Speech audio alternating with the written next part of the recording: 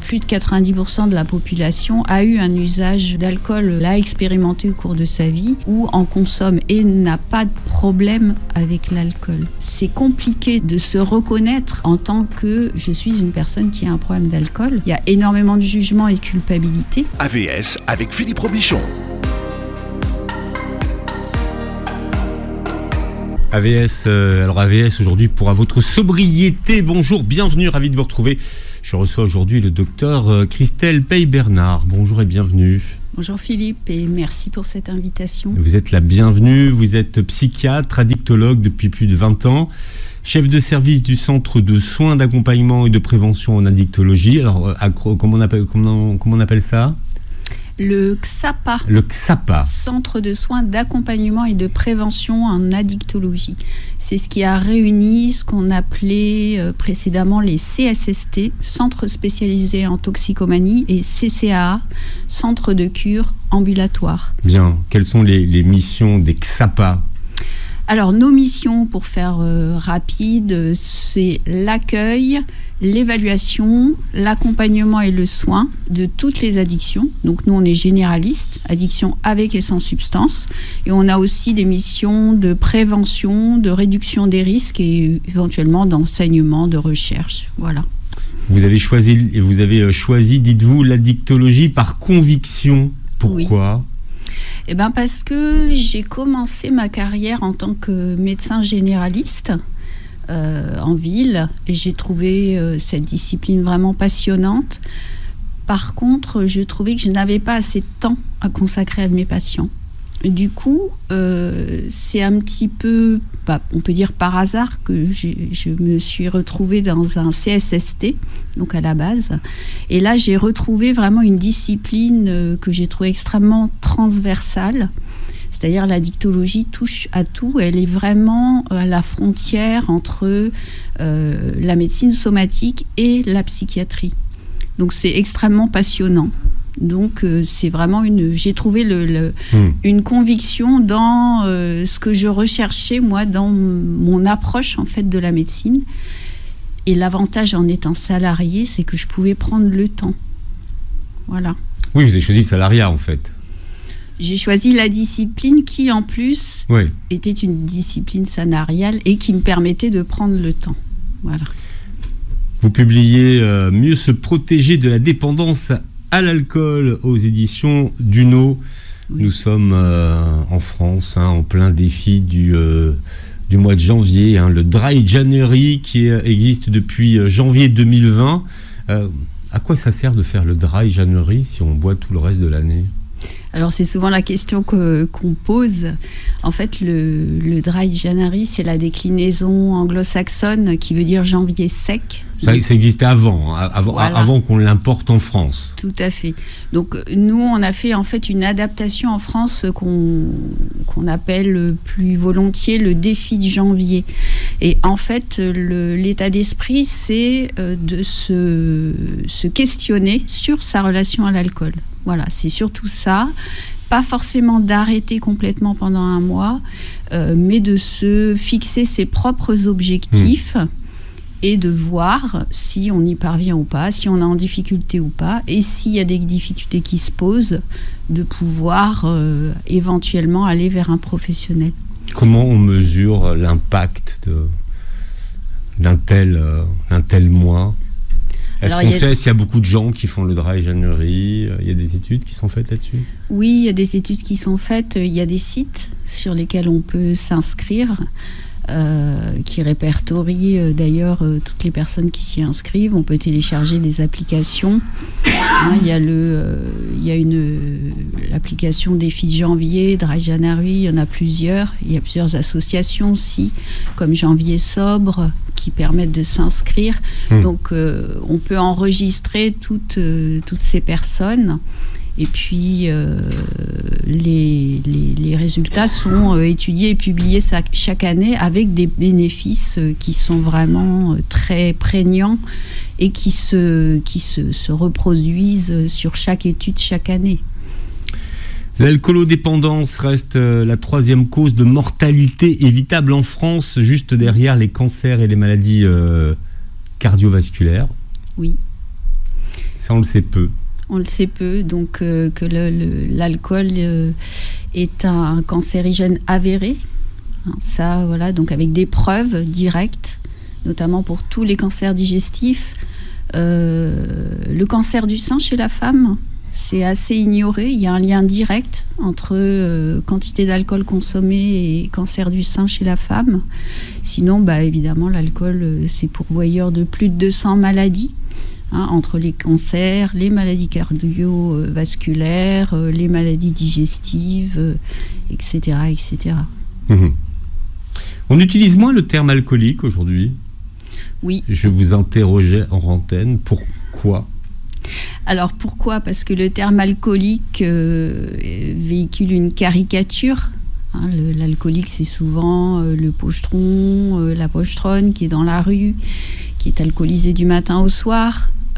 Les gens ne s'identifient pas à cette image-là. Moi, je ne suis pas alcoolisée du matin au soir, je ne suis pas ivre, je ne consomme pas tous les jours, donc je ne suis pas alcoolique. Mmh. Voilà, donc on préfère maintenant s'interroger plus en termes de relation aux produits qu'en termes d'appellation cliché ou qu'en termes de quantité seulement de produits consommés. Mmh.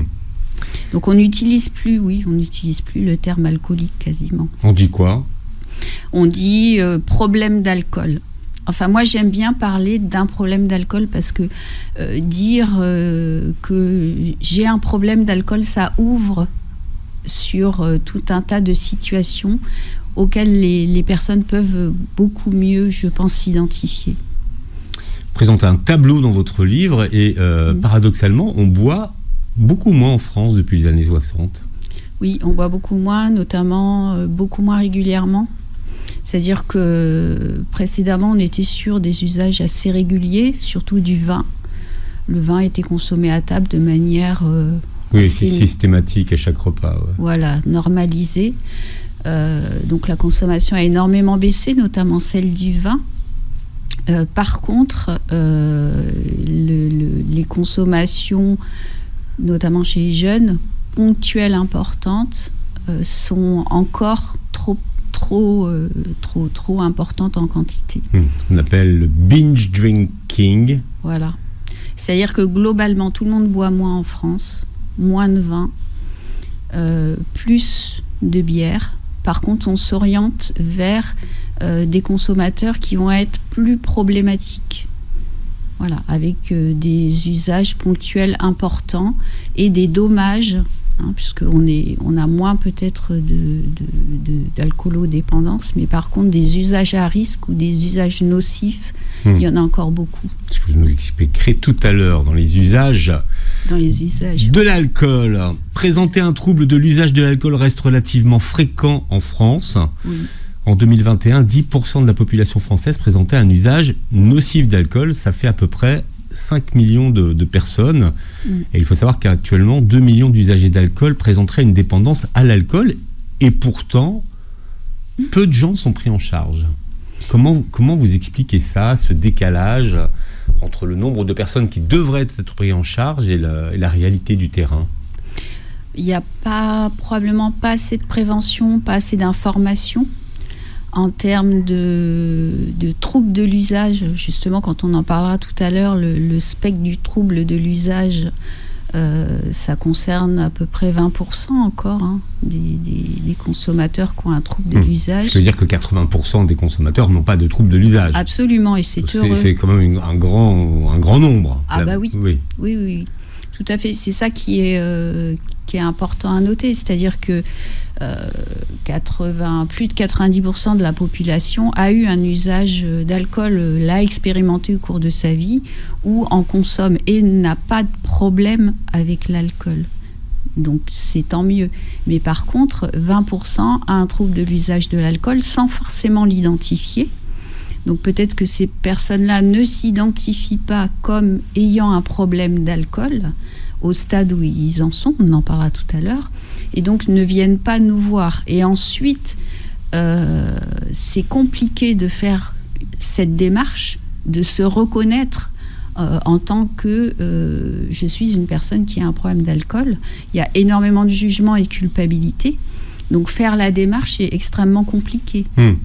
Alors que paradoxalement, la France entretient un rapport ambigu avec la consommation d'alcool. Bien sûr, oui, l'alcool est valorisé. Voilà, on valorise l'alcool, mais vous n'avez pas le droit d'avoir de problème d'alcool. Non. C'est-à-dire que oui, la société est très clivée. On valorise, on encourage quand même énormément, on incite à consommer. Quand on arrive chez une personne, et c'est très culturel en France, la première chose qu'on fait, c'est qu'est-ce que tu bois ? Et sous-entendu, de l'alcool. Alors c'est vrai que ça change beaucoup. Maintenant, on pense beaucoup plus qu'avant à offrir du sans-alcool. Mais il y a encore régulièrement des remarques. Tu vas quand même pas boire sans alcool, c'est quand même triste. Une vraie soirée, c'est quand même une soirée avec alcool. Voilà, comme si c'était quelque chose d'obligatoire. Une vraie soirée festive. Voilà, c'est ça. Donc, on est incité à consommer de l'alcool et en même temps, le jour où on a un problème d'alcool, on est jugé assez durement. C'est vrai qu'il y a des enquêtes qui sont assez contradictoires, qui sont publiées régulièrement, qui disent que 2 verres par jour de vin, c'est bon pour la santé, et d'autres qui disent que c'est pas bon pour la santé, par exemple. Alors ça, c'est faux. Ça fait partie des idées reçues sur l'alcool qu'on a, que vous recensez dans votre livre. Tout à fait.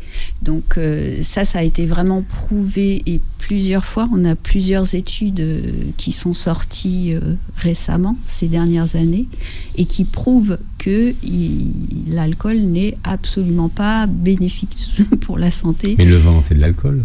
Le vin, c'est de l'alcool, tout à fait. On insiste sur les 2 petits verres de vin rouge, vous voyez. Oui, non, mais ça, c'est absolument pas vérifié, c'est faux. C'est-à-dire que le vin, c'est de l'alcool. Tous les alcools se valent. Ce qui change, c'est juste le degré. La quantité d'alcool pur qu'on va avoir dans un spiritueux va être beaucoup plus importante que dans une bière ou dans le cidre, mais ça reste de l'alcool. Donc après, c'est une question de quantité. Et en termes de santé, il y a même une étude qui était sortie il n'y a pas longtemps qui avait l'air de vouloir dire qu'on avait une courbe en U, c'est-à-dire qu'une petite quantité pourrait être bénéfique, surtout chez les femmes après la ménopause. Ça a été démenti, il y avait des biais. Il y avait des biais dans cette étude. Et donc, la courbe alcool-risque pour la santé, elle est parfaitement linéaire. C'est-à-dire il n'y a pas de consommation sans risque.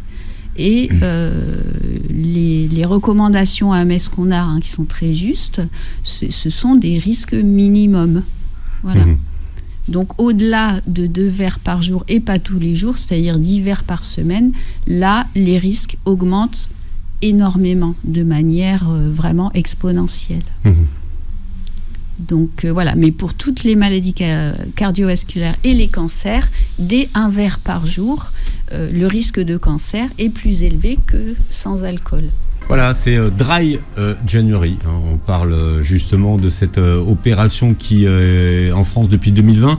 J'ai invité le docteur Christelle Paye-Bernard qui publie Mieux se protéger de la dépendance à l'alcool aux éditions Duno. Et vous expliquez que finalement, une dépendance à l'alcool, ça se crée finalement. C'est-à-dire que ça n'arrive pas du jour au lendemain. La dépendance à l'alcool, il y a un certain nombre d'alertes. Ça se construit. Voilà. Ça se construit dans le temps, contrairement à certains psychotropes comme l'héroïne, par exemple, où la dépendance peut s'installer extrêmement rapidement. L'alcool n'a pas un potentiel addictogène aussi élevé que l'héroïne. Donc, on peut dire qu'on a le temps de le voir venir. Voilà. Donc, avant de parler de dépendance, j'aime bien parler de problème d'alcool. Maintenant, on parle du spectre du trouble de l'usage. Trouble de l'usage de l'alcool, donc qui va d'un usage à risque, en passant par un usage nocif, et jusqu'à la dépendance, avec l'addiction également. Donc, on peut... Mais avant ça, il y a l'usage banal. Alors l'usage normal, c'est un usage ponctuel qui pose pas de problème, sans conséquences, sans dommages, et alors avec un risque minimum pour la santé. Beaucoup de patients que vous recevez commencent par banaliser l'usage de l'alcool. C'est-à-dire que c'est très banalisé d'une manière générale, hein. Et les patients, au départ, dans leur parcours, ont une certaine ambivalence, ce qui est normal, parce qu'ils aimeraient pouvoir retrouver leur capacité de consommation, en fait, comme au début, et ils pensent pouvoir retourner en arrière. Alors, un certain nombre peut, l'autre partie ne peut pas, en fonction du stade auquel ils arrivent chez nous. C'est donc, même dangereux. Oui. De s'arrêter du jour au lendemain. Voilà. Si on est dépendant, si on a vraiment une dépendance physique à l'alcool, hein, la dépendance physique, c'est quand on a des symptômes physiques. Dès qu'on arrête de boire, on commence à avoir des symptômes physiques, comme des tremblements, des sueurs, des manifestations digestives. Là, oui, c'est dangereux. On peut faire un accident de sevrage, comme un délirium très mince, par exemple, qui peut être fatal. Et donc, si on pense qu'on a une dépendance à l'alcool, il ne faut pas arrêter seul chez soi. Il faut prendre l'avis d'un professionnel et en général, c'est l'hospitalisation. D'accord. Dans ces cas-là, on ne fait pas dry January. Non, on ne fait pas le dry January. On va consulter son médecin généraliste, hein, par exemple, qui est le médecin de premier recours, qui saura orienter, évaluer, orienter. Comment est-ce que vous définissez, vous, l'addiction à l'alcool ? Alors, l'addiction, la définition de l'addiction, c'est la perte de contrôle, la perte de la liberté de s'abstenir. C'est-à-dire, c'est pas forcément, par exemple, boire tous les jours, mais c'est quand je bois, je peux plus m'arrêter. J'appuie sur le bouton et je peux plus m'arrêter. Je vais boire plus que ce que j'avais prévu. Voilà, et finalement, je me retrouve dans des situations complexes où je me mets en danger parce que j'ai bu trop. Voilà. Si on prend l'exemple, alors je ne sais pas ce qui vaut mon exemple, d'une personne qui ne boit pas dans la semaine, mais qui le week-end, on va dire vendredi, samedi, va y aller. Oui. Alors va y aller parce que c'est le week-end et donc je ne travaille pas demain. C'est ça. Alors ça peut être soit on se retrouve dans la configuration soit d'un usage à risque, soit d'un usage nocif. Donc il y a deux choses. Déjà, une consommation massive, c'est beaucoup plus toxique. Hein, la quantité importante d'alcool qui arrive dans le corps, notamment dans le cerveau, va être extrêmement toxique parce que ça va noyer l'organisme qui va être débordé. Donc c'est beaucoup plus dangereux de boire beaucoup et vite que doucement et progressivement, si je puis dire. Et consommer comme ça, c'est vrai que souvent les personnes n'ont pas conscience que c'est un problème puisqu'ils ne consomment pas tous les jours. Oui, et puis le reste de la semaine, ils ne boivent pas. Voilà, donc ils disent du coup, ça va rattraper. Sauf que non, les dégâts qu'ont fait les excès ne sont pas rattrapables. Les dégâts qui sont faits sont faits. C'est pas parce qu'après on va être sobre qu'on va rattraper la toxicité qu'on a imposée à son organisme avant. Et bon, en plus, en consommant trop, on peut se retrouver, ce qui est très fréquent, dans des situations à risque, ne pas se rendre compte de ce qu'on fait, prendre sa voiture, avoir un accident, arriver en retard, la gueule de bois, être malade, etc., se disputer, se battre, etc., etc. Qu'est-ce que vous appelez, docteur, les facteurs de vulnérabilité à l'alcool ? Alors, les facteurs de vulnérabilité, ce sont les éléments qui nous fragilisent et qui nous rendent plus fragiles face à l'alcool, plus vulnérables, plus fragiles. C'est-à-dire on a plus de risques d'avoir un problème avec l'alcool qu'une autre personne. Et en gros, pour être simple, c'est à peu près déterminé par moitié par la génétique. Ça ne veut pas dire que c'est héréditaire, attention, hein. Mais si on a un proche, un parent, un proche qui a eu un problème d'alcool, on a 2 fois plus de risques d'en avoir un soi-même. C'est pas pour ça qu'on l'aura, hein, attention, mais il faut faire plus attention qu'un autre. Et l'autre moitié, c'est déterminé par tout ce qui est histoire personnelle, environnement, influence, accessibilité, etc. Donc voilà, là c'est relatif à sa vie, ce qu'on a traversé, est-ce qu'on a eu des psychotraumatismes par exemple, est-ce que notre éducation, est-ce que nos parents consommaient tous les jours du vin à table, si c'est le cas, ça va nous paraître normal de consommer du vin tous les jours à table. Oui, vous expliquez que les gènes sont impliqués pour la moitié dans les risques que nous avons à devenir dépendants à l'alcool. C'est ça. Mais pourquoi c'est pas héréditaire alors ? Parce que c'est pas héréditaire en termes de... l'hérédité, c'est si le parent a la maladie, on va forcément l'avoir. C'est comme ça que c'est retranscrit en fait dans l'esprit des gens. Donc en termes scientifiques, c'est pas héréditaire. Enfin, moi j'ai beaucoup de patients qui ont peur de ça, qui me disent parce que j'ai un problème d'alcool, parce que mon père en avait un, donc forcément c'était sûr que j'allais en avoir un. Donc c'est vrai que ces patients-là, je les rassure en leur disant non, ça n'est pas une fatalité. Justement, c'est important de le dire. Par contre, il faut faire plus attention qu'une autre personne, parce qu'on va être plus fragile. Vous expliquez que les risques de développer une dépendance à l'alcool sont partagés en deux, par l'inné et l'acquis. Oui. Qu'est-ce qui est inné, qu'est-ce qui est acquis ? Alors l'inné, justement, c'est la génétique. C'est ça. Et l'acquis, c'est l'environnement, la culture, l'éducation, l'histoire personnelle, l'accessibilité, etc., etc. Tout ce que j'ai cité. Donc ça, c'est ce qu'on acquiert au cours de sa vie, c'est ce qu'on traverse, c'est ce qu'on rencontre. Est-ce que ça veut dire que si on grandit dans un milieu où les interdits religieux refusent l'usage de l'alcool, on est protégé ? C'est une forme de protection, oui, absolument. Parce que l'entourage va véhiculer que ce n'est pas une pratique autorisée. Donc forcément, ça va poser un interdit. Donc c'est protecteur. Qui fonctionne plutôt bien, en tout cas en termes de consommation d'alcool. Ah bah oui, oui, tout à fait. Tout à fait. Bon, ça marche sur l'alcool, mais pas sur le cannabis. Mais bon. Oui. Il faudrait faire une étude, pourquoi finalement ça marche sur l'alcool et pas le cannabis ? Est-ce que la religion interdit le cannabis ? C'est une bonne question. C'est ça. Ouais. Il faudrait voir si effectivement il y a des interdits religieux qui encadrent la consommation précisément de substances comme le cannabis. Est-ce qu'il existe des différences entre les pratiques de consommation des hommes et des femmes ? Alors qu'il y a quand même des récentes études qui disent que petit à petit, les femmes sont en train de rattraper les hommes, en tout cas d'un niveau de la consommation. Alors, ça dépend de quoi on parle. En fait, pour essayer d'être simple, en termes d'expérimentation, donc l'expérimentation d'un produit, c'est est-ce qu'on l'a au moins essayé une fois dans sa vie.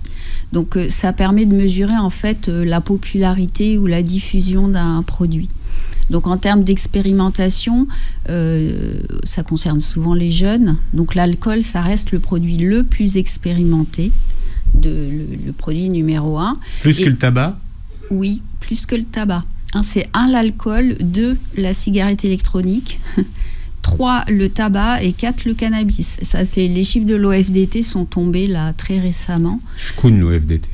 Ouais. C'est quoi l'OFDT ? L'OFDT, c'est l'Observatoire français des drogues et des toxicomanies. D'accord. Voilà, qui répertorie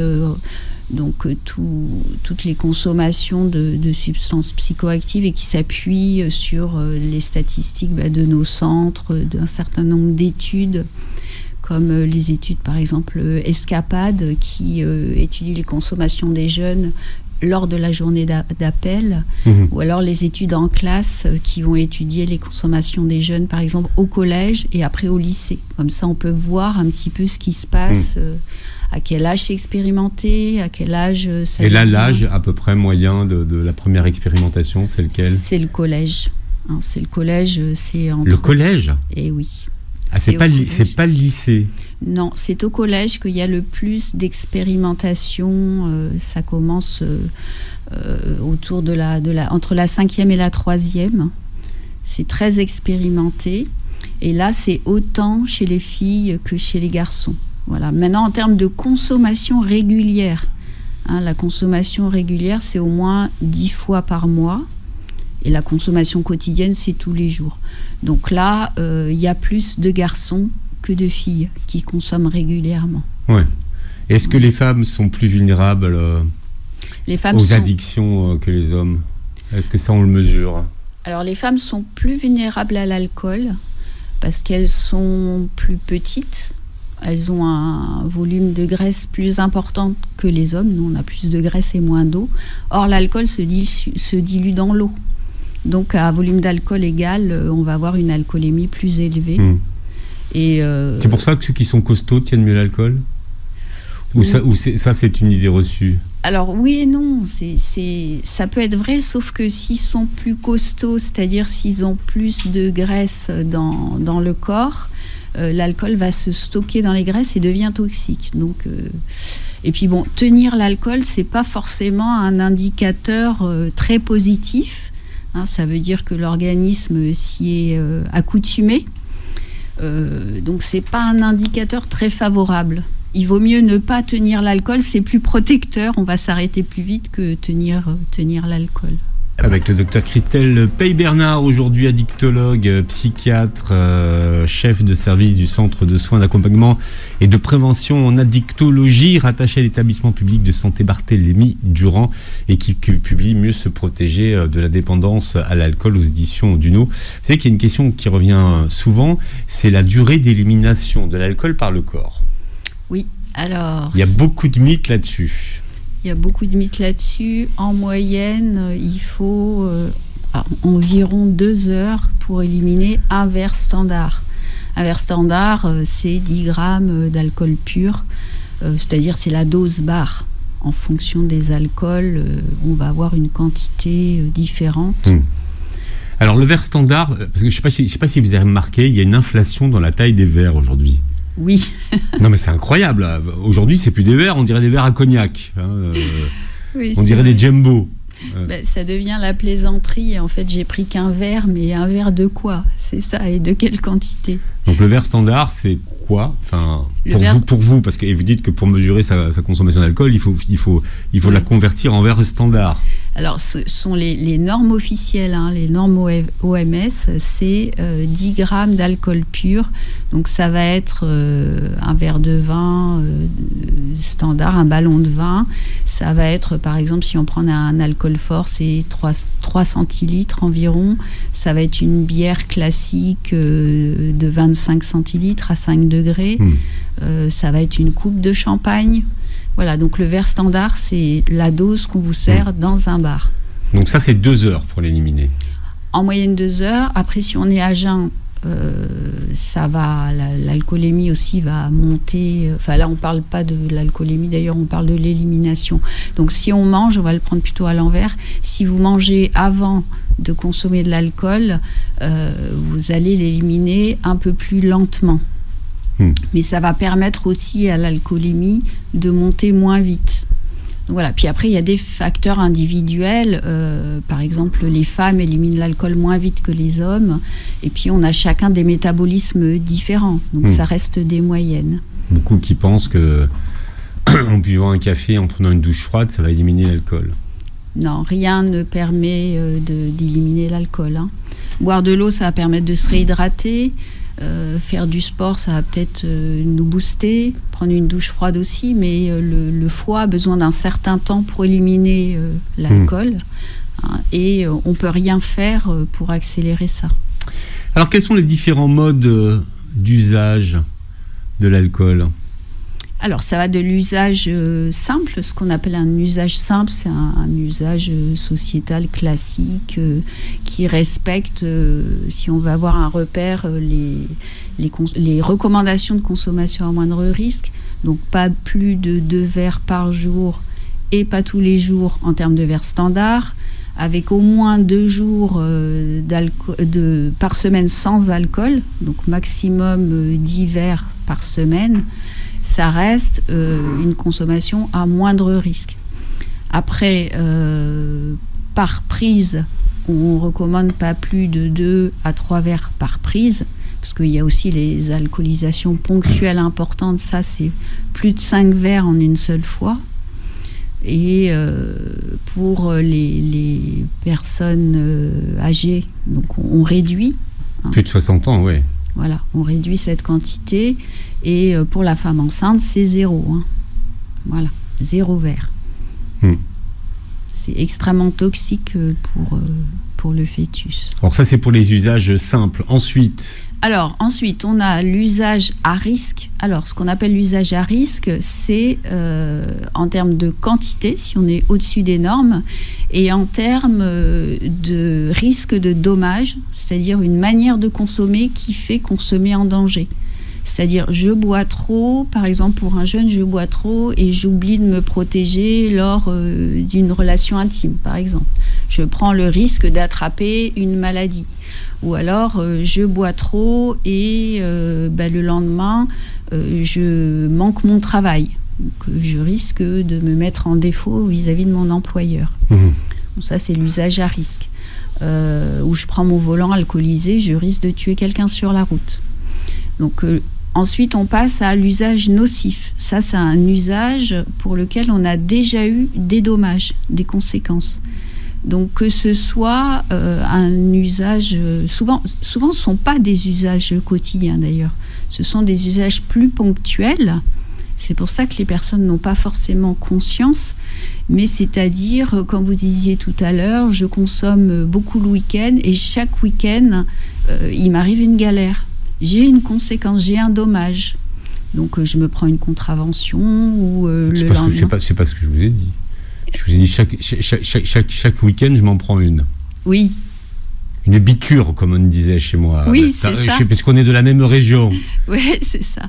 Une biture, mais une biture qui a entraîné un dommage. Voilà, là... Un gros mal de tête, parfois. Il n'y avait pas forcément des conséquences. Non, mais ça, c'est pas un dommage grave. Quand on parle d'usage nocif, c'est c'est un dommage qui est important, quand même. Donc, ça peut être un retard au travail, ça peut être une dispute, ça peut être un accident, ça peut être malade. C'est vrai que le mal de tête, ça montre quand même que votre corps, il n'a pas beaucoup aimé la surcharge d'alcool. Mais après, chacun le tolère différemment. T'as le pet au casque. Voilà, c'est ça. Et puis, alors, il y a l'autre étape. La dépendance. Donc là, la dépendance, on parle de dépendance physique, quand le corps peut plus s'en passer. Donc là, en général, les personnes sont contraintes de boire quotidiennement. Et quand ils essayent de se passer d'alcool, donc il y a des symptômes physiques de manque, des tremblements, des nausées, de transpiration, etc. Il y a la dépendance comportementale, c'est-à-dire le rituel. On ne peut pas s'empêcher de recommencer les mêmes choses dans les mêmes conditions. Donc, tous les soirs, je rentre à la maison, je me sers mon apéro. Et parfois, les patients me disent, je ne sais même pas pourquoi, mais je ne peux pas m'en empêcher. Et il y a la dépendance psychologique. Donc ça, c'est l'idée fixe, l'envie envahissante de consommer. C'est la tête, c'est dans la tête, une obsession, une envie de boire permanente. En général, c'est celle-là la plus longue à faire disparaître. Alors, quelle est la partie du corps qui est addicte ? C'est le cerveau. C'est le cerveau. Et comment est-ce que le cerveau devient addict et comment l'alcool agit sur le cerveau ? Alors, l'alcool agit au niveau d'un circuit assez archaïque, assez ancien, qu'on appelle le cerveau automatique, qui est le circuit de la récompense. Donc ça, c'est un peu schématique pour faire comprendre aux personnes, parce que sinon, le schéma du cerveau est un peu plus complexe que ça. Mais pour faire comprendre le mécanisme, on parle de ce cerveau automatique qui est le cerveau des instincts, celui qui régule aussi la peur, la faim, la sexualité, enfin tout ce qui est réflexe, mécanisme réflexe, et qui se met à tourner tout seul en autonomie en fait. Donc l'alcool va agir sur ces récepteurs-là, notamment les récepteurs à la dopamine, va provoquer une sensation agréable et va donner envie de recommencer. Et ça, c'est très en lien et avec le comportement et avec la mémoire.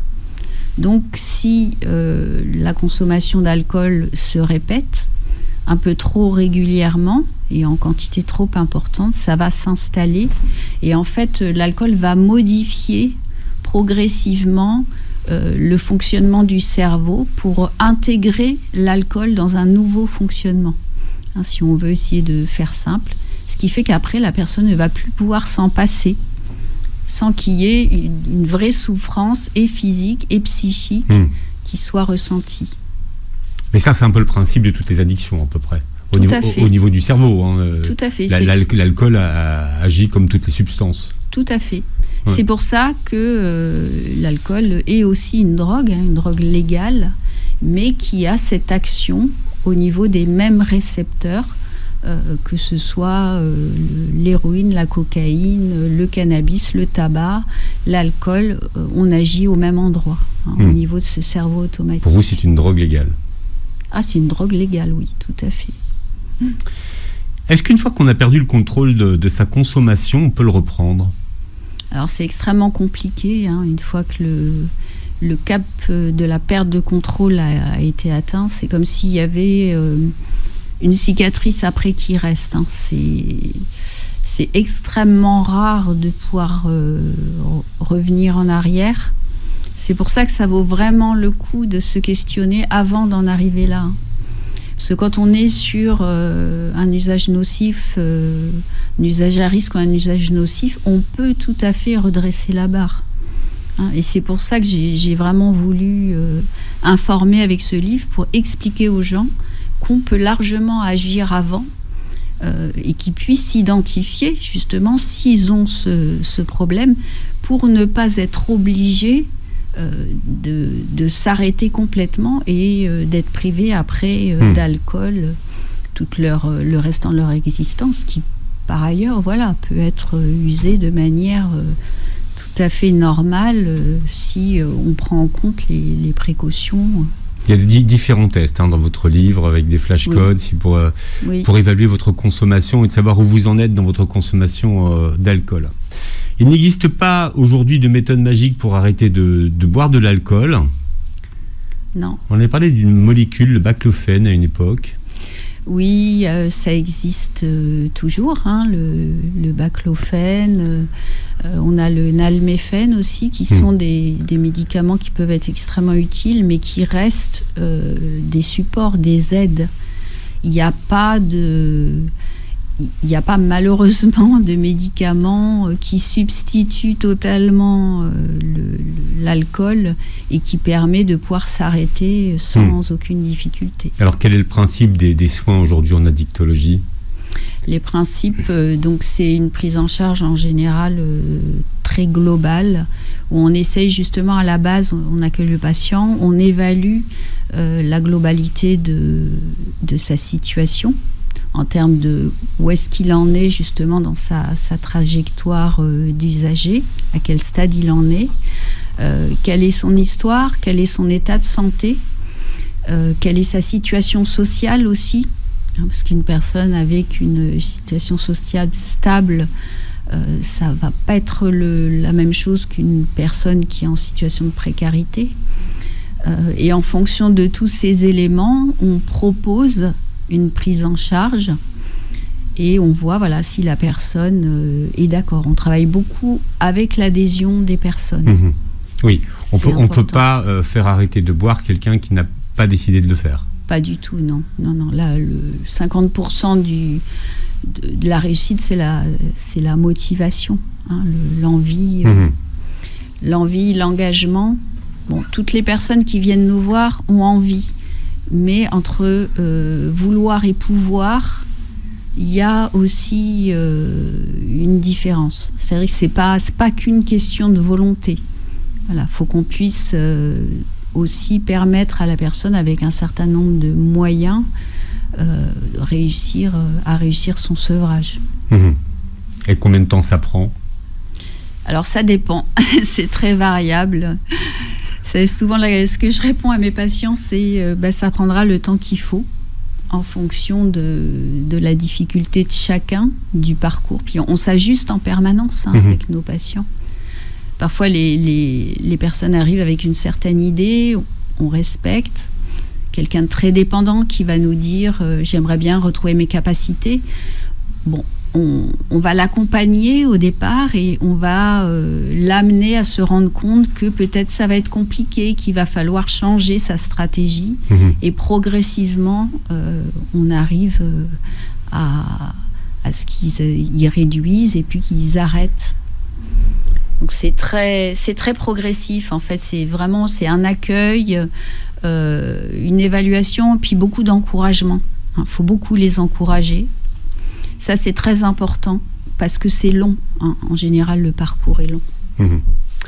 Il faut le savoir, la suite est dans votre livre « Mieux se protéger de la dépendance à l'alcool » aux éditions Duno. Vous réécouterez l'émission en podcast sur beurrefm.net et sur les plateformes qui reprennent l'émission. Et vous verrez la captation de cette émission sur notre chaîne YouTube. Merci d'avoir été avec nous aujourd'hui. Merci beaucoup à vous pour cette invitation. Avec beaucoup de plaisir encore une fois. Et passez une très belle journée santé sur Beurre FM.